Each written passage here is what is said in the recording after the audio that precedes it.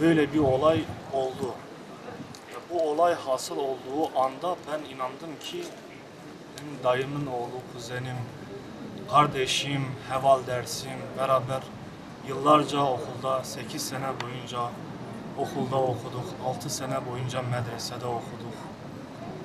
Yani böyle bir şeyin nasıl meydana geldiğini hani halen kabullenmiş değilim ama Allah'ın takdiridir, amenna. Ama bu olayı böyle kabullenmek çok zor bir şeydir. Yani Ersin kardeşim, yani biz medrese yıllarından bile onun ağzından bir kelime almak için yani 50 takla atıyorduk. Öyle bir insandı. Bırakın bir insanla tartışmayı, hani zor konuşuyordu böyle. Halim, kendi halinde, kendi bünyesinde bir insandı. Hem ilkokuldan ortaokula, hocam da buradadır. Ortaokula kadar beraber okuduk. Ortaokuldan sonra beraber aynı gün biz medreseye gittik Karakoçan'da.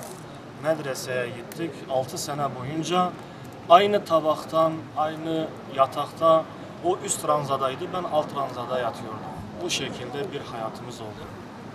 Yani diyorum ya, onun o halimiyetliğine, onun o saflığına, onun o sessizliğine ben şahit oldum. Yani mesela farklı anlatılıyor bu olay, işte hani adamla tartışmış, şey yapmış. Yemin içebilirim ki o yani öyle bir insan değildir. Onunla tartışamaz.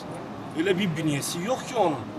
Diyorum ya, vallahi biz onun ağzından bir kelime alabilmek için 50 takla atıyorduk. Dün Antalya'dan bir arkadaş aradı, o da vaizdir. Ya diyor, Sebahattin diyor, biz Ersin'in ağzından diyor zorla bir kelime alıyorduk diyor. Nasıl oldu ki bu olay böyle bir anda böyle tecelli etti? Ne yazık ki ya, durum bellidir yani. O benden 1-2 sene önce Erzurum Hınıs'a atandı. Ondan sonra sınavlara girerekten Rize Haseki'yi kazandı. Ondan sonra da Erzincan Tercan'a tayini çıktı. Müftü şeyinde olmadığı için, hani müftülü tayin edilmediği için o müftü vekaletini de yapıyordu hocam. Yani ben kendim Diyanet mensubuyum ama ben Diyanet'e sesleniyorum. Yani ne olur bu gibi olaylar daha yaşanmasın. Başka ailelerin, başka insanların canı yanmasın. Bizim canımız yanmışsa onların canı yanmasın. Biraz bir kendi bünyemizde bir düzenlemeye, bir ayıklanmaya gitmemiz lazımdır. Diyanet içerisinde dahi olsa gitmemiz lazım. Rabbim makamını âli eylesin. Benim kanaatim, okuduğum ilimden onunla beraber aynı derse, aynı hocadan aldığımız o 12 ilim, okuduğumuz kanaatince benim kuzenim, kardeşim şehittir. Allah yolunda şehit olmuştur. O insanlara dini Muhammed'i anlatıyordu ve Allah yolunda şehit olmuştur.